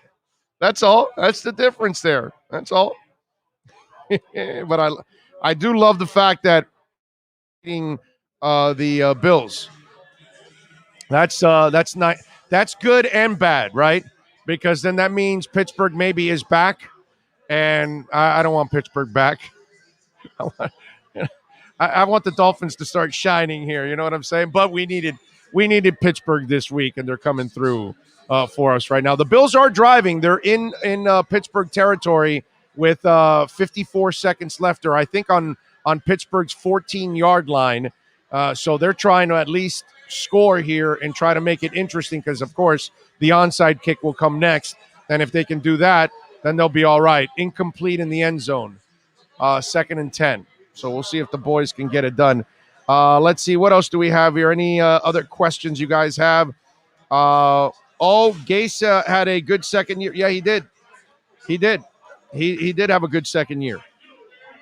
No, he had a good first year. That's what it was. I'm sorry. He had a good first year, and I was drinking the Kool-Aid. Then he sucked in the second and sucked in the third. That's how it went. He didn't follow it. He had back-to-back bad years after the good year. That's what it was. And then they fired him on that third year. Eddie Lepp says less than 20 minutes away. Yeah, you're right. It's 4:09. I didn't know that. Jimmy G can win during the season, just not in the playoffs. Benjamin, I disagree with you on that, bro. I completely disagree with you. His problem is that he can't stay healthy. That's what it is. His problem is that he can't stay healthy. That's always been his issue. The guy can play. Look, I get it. You wanna make a big deal out of missing Emmanuel Sanders. I get it. That was an important play, and he had to hit that one. But his whole career can't be based on that pass. The guy's a good quarterback. Jimmy's bigger problem is he can't stay healthy. That's his big problem. It's not that he can't play. That's not fair to him. It's that obviously he has trouble, staying in one piece. You know what I'm saying? So that's really the issue with him. I disagree with you there. He's definitely a player. He can quarterback in this league. You can win a Super Bowl with Jimmy Garoppolo. I've seen lesser quarterbacks win Super Bowls. The problem is you can't count on Jimmy Garoppolo to get you to the Super Bowl because he can't stay healthy for 8 weeks, much less 17. That's the problem. That's the bigger problem out of all of it for him. Let's see. Jimmy G was one completion away from winning the Super Bowl. Exactly. Yeah. So that one pass, plenty of guys have missed that one pass. It happens. Who cares if we face an angry Buffalo team? They better be ready for an angry and hungry Dolphins team. You're right in a way because nobody believes in them. Nobody believes in Tua. Tua has to have all the motivation in the world to have a great season. The Dolphins, they won 10 games last year, and nobody pretty much is picking them to go to the playoffs. They didn't pick them to win 10 games last year anyway, and they went out and won 10 games. Now you look at it, yeah, you're right, actually. I don't know about angry, but they'll be hungry. That I believe. So I'm with you there. I can understand that. Damn, that burger smelled good. Holy crap. Did you smell that thing? Holy moly. Like they walked by right now to serve 2 burgers to a table that's just to our left. And that aroma of that burger just went by. I gained like 4 pounds on it. Because I think I must have swallowed up that aroma 100 times over now. Let's see, what else do we have here on the...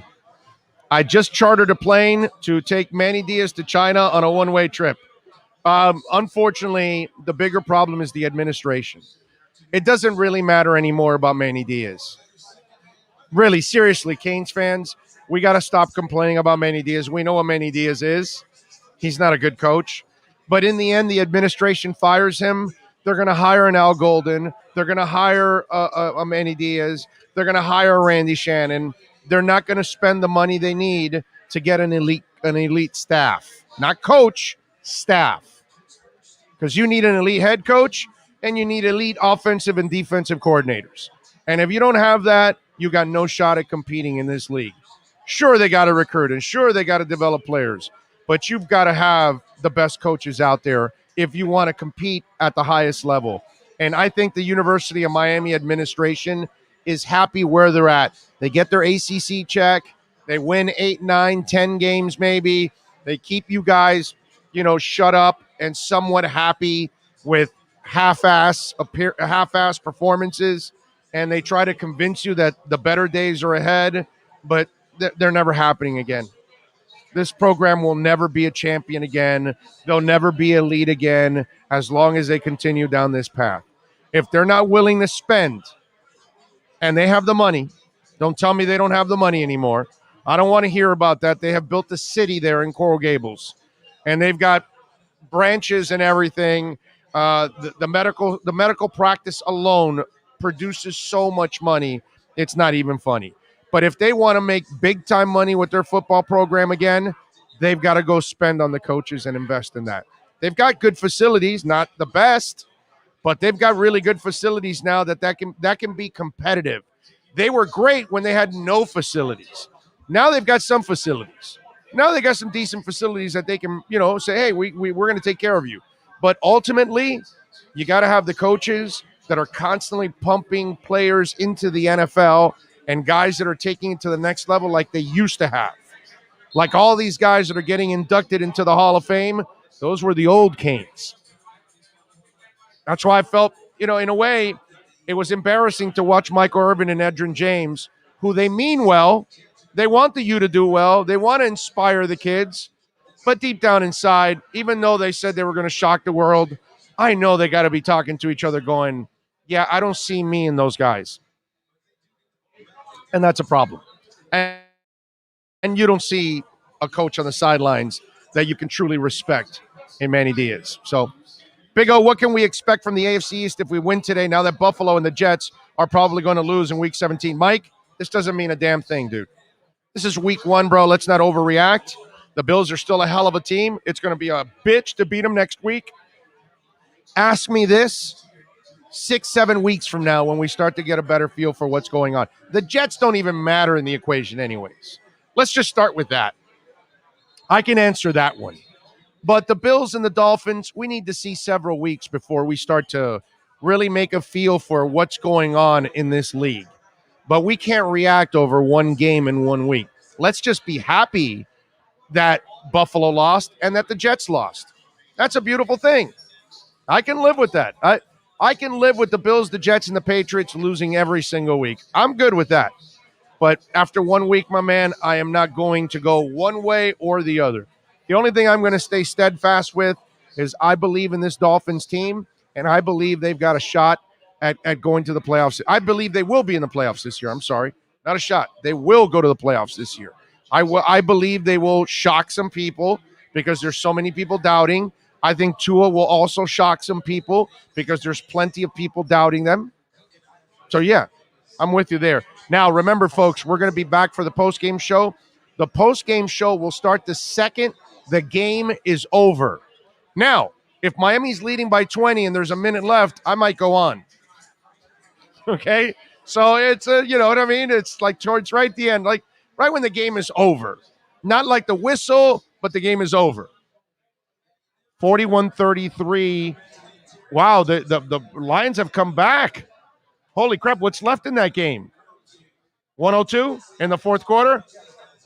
And who's got the ball? Oh, 49ers? Okay, so they should hold on and win. There you go. At least they came back and did something, dude. That's crazy. All right. I like it.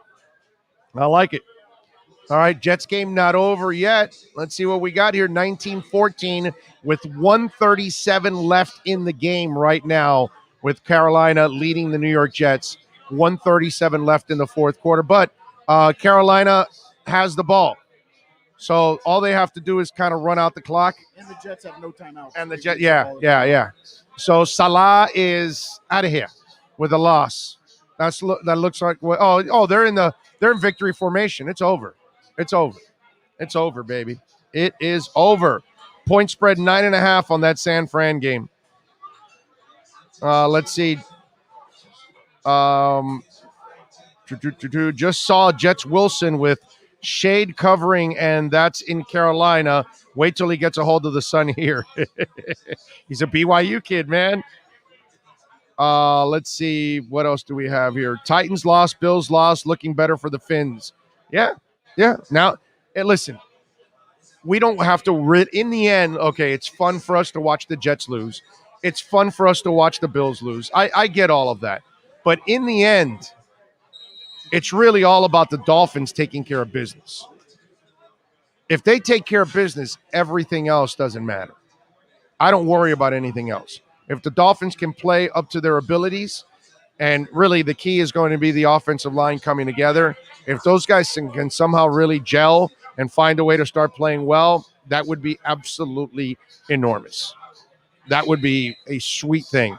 Remember, we encourage you to come on out here to Sports Grill in Miami Lakes. We're going to be here for the first half of the season, the first 8 games, and it's at 154-62 Northwest 77 Court. We're right off of 154th in the Palmetto on the west side. So when you get off the Palmetto, go west, and the immediate shopping center that's on your right side, that's where we're at. You'll see the Publix, the Outback Steakhouse, all that good stuff. Come on in to Sports Grill and join us. We'll be here for the first 8 games. The following 9 games, the last 9 games of the season, leading into the playoffs, will be in Bird Road and 114th. Notice how I slide in the playoffs all the time because that's what's going to happen. Boys are going to go to the playoffs.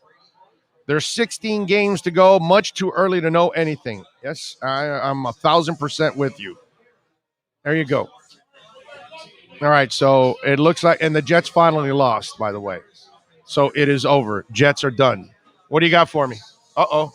What do you got? What do you got? I'm just going off of Tremilio said San Francisco fumbled. Lions got the ball back. We don't have that game on anywhere? I don't see that game on. Why are they turning up? Why is there a baseball game on? They got Bengals-Vikings on in the back there in overtime. I know, but And, why would you have a baseball game? We got to take that thing off.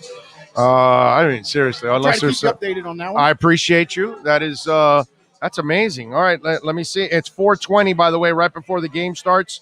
You know what to do at 4:20. Okay, I'm just saying. It's all I'm just throwing it out there for you guys. You know, just in case. Okay, let's see what you got here. 49ers are leading 41-33 with 47 seconds left, but the Lions do have the ball. And they just, the incompletion, the last pass, but they did complete a 20-yard pass. They're at midfield. All right, but they've got to score and hit a two-point conversion in order to get it done. And then you've got the Vikings and the Bengals. They are tied up at 24. And I got to tell you something. I need the Vikings to win in overtime. Do you know why? That'll allow me to push because I believe I gave 3. They just punted away the ball. Who, Vikes? Punt. The Vikings just punted away. Oh, that sucks. Beautiful punt. Ended the Bengals. What's up, baby? Down.